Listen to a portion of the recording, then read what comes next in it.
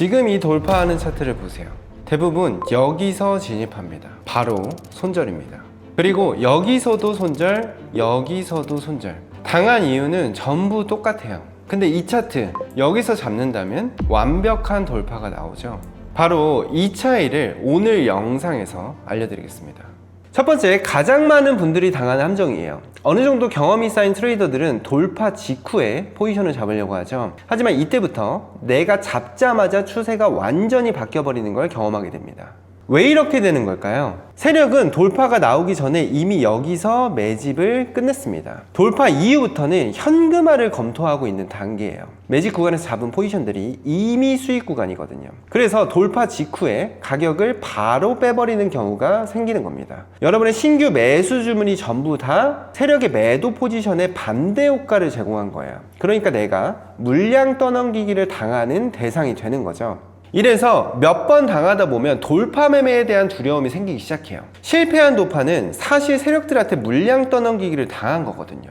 그러면 진짜 돌파, 가짜 돌파를 어떻게 구분할까요? 복잡하게 생각할 필요 없습니다. 돌파 캔들의 꼬리. 진짜 돌파 캔들은 꼬리가 없습니다. 특히 양봉이라면 윗꼬리가 없어야 돼요. 꼬리가 없다는 건 무슨 의미냐? 시장에는 항상 다양한 생각을 가진 참여자들이 섞여 있어요.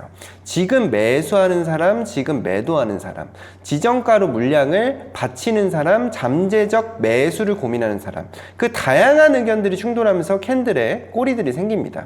반대로 꼬리가 없다는 건 이 캔들이 시작하는 순간부터 닫히는 순간까지 한 방향으로만 단 한 개의 의도로만 만들어졌다는 걸 뜻해요. 세력이 명확한 의도를 갖고 시세를 단 한 개의 집단이 끌어올렸다는 신호입니다. 꼬리가 달린 돌파 캔들은 반대예요. 겨우 저항선을 넘긴 겁니다. 방향은 돌파인 것처럼 보여도 쉽게 되돌림이 나와버려요. 세력 입장에서는 이 저항은 완전히 소화할 자금이 부족하거나 이미 아래에서 쌓은 포지션을 현금화하기 시작한 단계라고 볼 수 있어요. 모든 돌파는 세력이 만드는 겁니다. 개인이 만들 수가 없어요. 하지만 꼬리가 달린 채로 돌파를 했다는 건 이 세력이 추세를 길게 끌고 갈 의지나 여력이 없다는 신호일 수가 있는 거예요. 거래량을 봐야 돌파인지 아닌지 알 수 있다고 보통 말하죠. 근데 거래량은 세력이 물량을 넘기는 순간에도 똑같이 터집니다. 그래서 거래량으로는 필터링이 안 돼요. 그런데 캔들 꼬리는 다릅니다. 꼬리 없는 장대 양봉, 이거 하나만으로도 강한 돌파, 진짜 돌파, 그리고 약한 돌파를 1차적으로 걸러낼 수가 있어요. 이 차트를 보면 가격이 박스권에서 움직이다가 돌파가 나오죠. 근데 캔들의 꼬리가 거의 없습니다. 강력한 캔들이 나왔어요. 이런 경우에는 돌파에 성공할 확률이 높습니다. 반대로 이 차트에서도 똑같이 돌파가 나오죠. 하지만 아래 위로 꼬리가 길게 달렸습니다. 이 말은 여러 시장 참여자들의 의견이 반영된 돌파라는 거예요. 이런 경우 돌파가 실패할 확률이 매우 높습니다. 두 번째는 개인 투자자의 90%가 걸리는 함정이에요. 바로 이평선 눌림 매매입니다. 돌파가 나오면 이평선이 정배열이 되죠. 그러면 많은 분들이 생각해요. 이평선까지 눌리면 여기서 잡으면 되겠다. 근데 어떨 때는 이평선에서 지지를 받고 잘 올라가고 어떨 때는 그냥 뚫고 내려가서 크게 물려버립니다. 왜 이런 차이가 발생하는 걸까요? 내가 10층짜리 아파트를 짓는다고 해볼게요. 근데 2층부터 9층까지 철근과 기둥이 거의 없어요. 그 건물은 무너집니다. 거래도 똑같아요. 철근과 기둥이 바로 매물대입니다. 돌파가 나온 직후에 시세가 너무 가파르게 또 멀리 올라갔어요. 중간에 매물대가 굉장히 약한 상태입니다. 이 상태에서 이평선에 눌렸다고 진입을 하면 철근 없는 7층, 8층에 입주하는 거예요. 10번 중 9번은 매물대가 있는 자리까지 다시 떨어집니다. 그리고 여기서 한 가지 더 중요한 게 있어요. 많은 사람들이 눌림 매매가 안전하다고 생각하는데 돌파 이후에 중간중간 발생하는 모든 눌림들은 사실 세력들이 현금화를 하는 과정입니다. 세력이 팔고 있는 구간에서 개인이 다시 산다면 그게 좋은 타점이 될 수가 없겠죠. 내가 눌림에서 들어갔다면 반드시 이후에 전고점 돌파가 나와줘야 됩니다. 돌파가 나오면 눌림 매매에 성공한 거예요. 그런데 이 차트처럼 전고점 돌파가 안 나오면 이 눌림 매매는 실패를 하는 거예요. 이미 시세가 많이 올라온 상태에서 진입을 한 거기 때문에 손절폭은 크고 수익폭은 좁은 상태인 겁니다. 눌림이 나쁜 타점은 아니에요. 돌파 후에 첫 번째 눌림은 돌파 매매만큼 높은 승률을 가져요. 굉장히 의미 있는 타점이죠. 문제는 두 번째, 세 번째 눌림이에요. 시세가 많이 올라온 뒤에 나오는 눌림에서 진입하는 거고, 저가까지 가격 레인지가 굉장히 큰 상태에서 진입하는 거기 때문에 손익비가 구조적으로 안 좋을 수밖에 없습니다. 저도 예전에는 돌파는 무서워서 못 들어갔고, 돌파 후 눌림만 보면 굉장히 흥분해서 진입을 했습니다. 그래서 정말 많은 돈을 까먹으면서 이 구조를 이해했어요. 이평선 눌림 매매가 성공하는 경우와 실패하는 경우 차이는 하나입니다. 이평선 근처에 매물대가 있느냐 없느냐. 이 차트를 볼게요. 이평선과 가격이 이격이 그렇게 크지 않은 상태죠. 즉 돌파 이후에 시세가 적당히 나온 자리에서 이평선 근처에 매물대들이 촘촘하게 쌓여있죠. 이런 경우에는 이평선과 매물대까지 눌렀을 때 진입하는 게 성공 확률을 굉장히 높일 수 있는 눌림 매매입니다. 반대로 돌파 이후에 시세가 너무 멀리 올라간 상태, 중간에 매물대 없이 이평선만 믿고 진입을 하면 세력의 현금화를 도와주는 꼴이에요.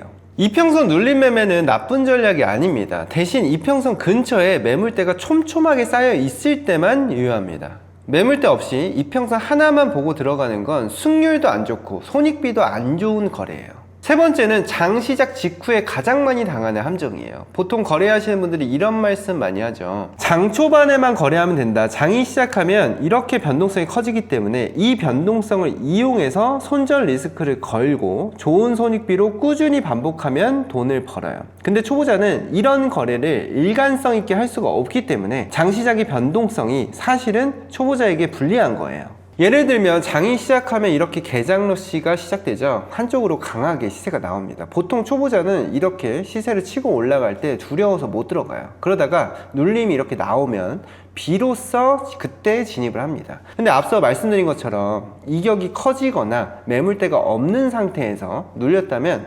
되돌리면서 손절이 나가는 구조가 반복돼요. 이 경우에는 내가 눌렸을 때 잡은 포지션을 장 막판까지 거의 본절 수준으로 머물게 하다가 월요일날 갭락으로 떨구면서 완전히 손실로 거래가 종료되게 만들어 버리는 패턴인 거죠. 반대로 용기 내서 돌파 직후에 잡았는데 이 캔들의 꼬리가 길게 달려 있어요. 힘이 약한 돌파인 거죠. 근데 이걸 확인하지 않고 들어갔다가 바로 되돌림의 최고점에 물려버리는 겁니다.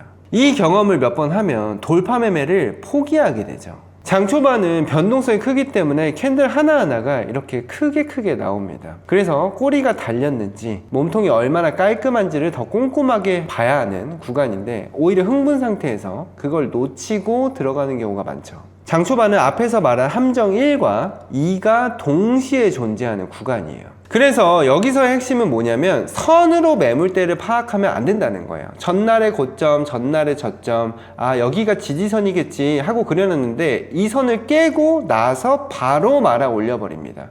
왜냐하면 마켓메이커가 정확한 한 개의 선, 한 개의 호가에서 움직이지 않기 때문이에요. 그래서 매물들을 파악하는 건 선으로 파악할 수가 없습니다. 캔들 전체를 영역으로 설정해야 됩니다. 주요 되돌림과 주요 추세의 시작이었던 부분들을 보시면 됩니다. 하락하다가 방향을 바꿔서 상승 추세를 만들어버린 캔들. 이 캔들이 만든 가격 구간이 핵심 매물대예요. 왜냐하면 이 캔들이 추세 방향을 바꾼 거니까요. 매물대 안에서 이렇게 이제 방향을 바꿔버린 캔들들을 이제 사람들은 인걸핑, 한국말로는 장악형이라고 하지만 저는 이런 캔들들의 이름을 외우진 않아요. 용어에 집착하면 같은 모양인데 왜 여기서는 되고 저기서는 안 되지 하는 착시에 빠지거든요. 단순하게 방향을 바꿨냐 못 바꿨냐, 바꾼 거가 지속되었냐 못했냐 이걸로만 판단합니다. 이 방향 전환이 일어난 캔들의 가격 전체 구간을 매물대 영역으로 설정합니다. 마지막으로 가장 중요한 습관 하나, 이 구간에 닿았다고 바로 들어가지 마세요. 이평선에 닿았다고 매물대에 닿았다고 즉시 진입하는 건 떨어지는 칼날을 맨손으로 잡는 거예요. 특히 장초반 변동성에서는 그 리스크가 몇 배로 커집니다. 캔들 마감을 확인하고 진입하는 습관을 들이세요. 이 구간을 확실히 지키고 밟고 마감했는가, 꼬리 없이, 윗꼬리가 거의 없이 안정적으로 마감했다면 지지를 받았다는 신호입니다. 꼬리를 달고 마감했다면 이 캔들처럼 반대 의견이 아직 살아있다는 뜻이에요. 이 자리는 이렇게 횡보할 가능성이 높습니다. 지금까지 말씀드린 내용 한 번에 다 흡수하기는 어려우실 거예요. 저도 이걸 몸에 익히는데 10년이 걸렸으니까요.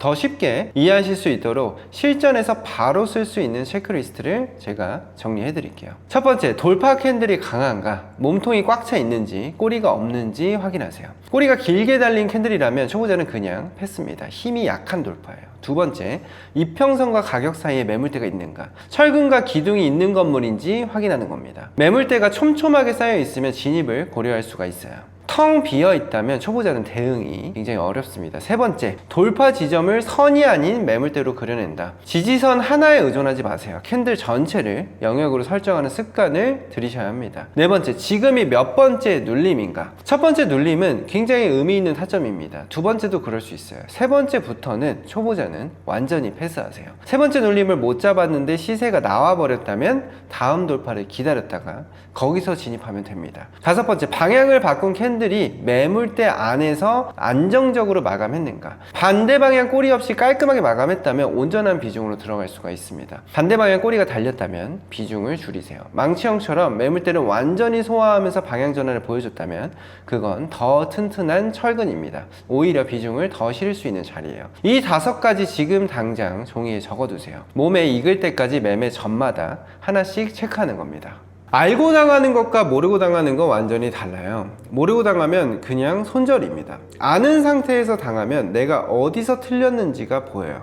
매물대를 잘못 읽은 건지 비중이 과했던 건지 그걸 알아야 비중을 줄이든 해지를 하든 리스크 관리가 됩니다. 오늘 영상을 제대로 보셨다면 이 2가지가 보이기 시작할 거예요. 세력이 현금화하는 구간과 그렇지 않은 구간, 그리고 그 구간을 만들어내는 매물대를 어떻게 읽어야 하는지, 시장 구조는 이걸 벗어나지 않습니다. 이 구조 안에서 신뢰할 수 있는 눌림과 그렇지 않은 눌림을 완벽하게 필터링하는 도구가 있어요. 제 무료 강의와 책에 나와 있는 더 케니지 추격계 도구입니다. 궁금하신 분들은 더보기란을 확인해주세요. 매일 거래하고 매일 기록하면서 이 과정을 버텨내시는 분들은 반드시 달라집니다. 오늘도 시청해주셔서 감사합니다.